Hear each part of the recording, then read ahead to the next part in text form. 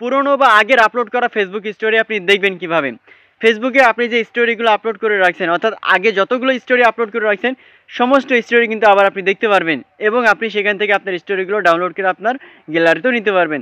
তো কিভাবে আপনার বিগত সমস্ত স্টোরিগুলো আপনি দেখবেন এবং সেখান থেকে আপনি ডাউনলোড করে গ্যালারিতে নেবেন, চলুন আমি সম্পূর্ণ প্রসেস দেখিয়ে দিচ্ছি। আর একটা ইম্পর্টেন্ট ভিডিও প্রতিনিয়ত পেতে চ্যানেলটা সাবস্ক্রাইব করবেন এবং ভিডিওটি ভালো লাগলে টাইমলাইনে শেয়ার করে রাখবেন। তো চলুন তার মূল ভিডিওটি দেখে নেওয়া যাক। তো ফার্স্টে আপনার ফোনে ডাটা অথবা ওয়াইফাই করবেন, দেন আপনার যে ফেসবুক আছে ফেসবুক ওপেন করবেন, দেন উপরের দিকে দেখতে পাবেন 3 লাইন, আপনি 3 লাইনে ক্লিক করবেন।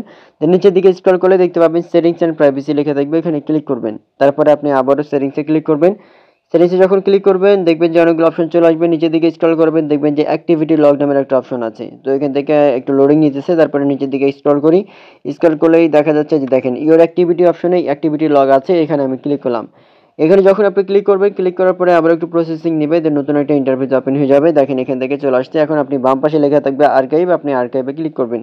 এখানে যখন আপনি ক্লিক করবেন, ক্লিক করার পরে দেখতে পাবেন যে উপরের দিকে লেখা থাকবে এখান থেকে স্টোরি আর্কাইভ নামের একটা অপশন থাকবে, ওখানে আপনাকে ক্লিক করতে হবে। দেখতে পাচ্ছেন এখান থেকে বাম পাশে স্টোরি আর্কাইভ লেখা আছে, আপনি এখানে ক্লিক করবেন।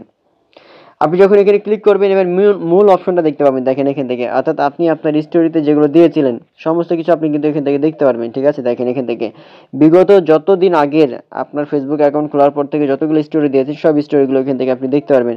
এখন যে স্টোরিটা আপনার সেভ করার প্রয়োজন হবে বা স্টোরি জাস্ট আমি আপনাদেরকে ওপেন করে দেখাই, যেমন এখান থেকে একটা স্টোরি আমি ওপেন করবো, নিচের দিকে যাই, যেখান থেকে জাস্ট এক্সাম্পল মনে করেন যে এই স্টোরি আমি এখান থেকে ওপেন করলাম।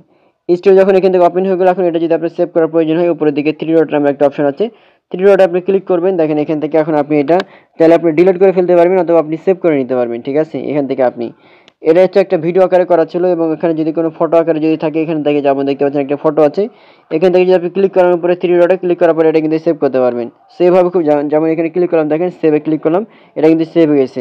সেভ হবে খুব সহজে কিন্তু আপনি এগুলো আপনার স্টোরিগুলো দেখে দেখে আপনি কিন্তু আপনি বুঝতে পারবেন যে কোনগুলো স্টোরি দিয়ে রাখছিলেন। এবং আরেকটা ইম্পর্টেন্ট বিষয় হচ্ছে দেখেন উপরের দিকে সেটিংসের একটা অপশন রয়েছে, আপনি যদি সেটিংসে ক্লিক করেন, সেটিংসে ক্লিক করার পরে ইম্পর্টেন্ট বিষয় হচ্ছে যে সেভ টু আর্কাইভ, এটা যদি আপনার ফোনে যদি এটা মানে ফেসবুকে যদি বন্ধ করা থাকে তাহলে কিন্তু আপনার এটা আসবে না। মানে যাদের এটা সেটিংসটা এখানে অফ করা আছে এটা তাদের কিন্তু স্টোরি আর্কাইভে এটা পাবেন না, আপনি স্টোরিগুলো পাবেন না, 24 ঘন্টা পরে ডিলিট হয়ে যাবে পার্মানেন্টলি।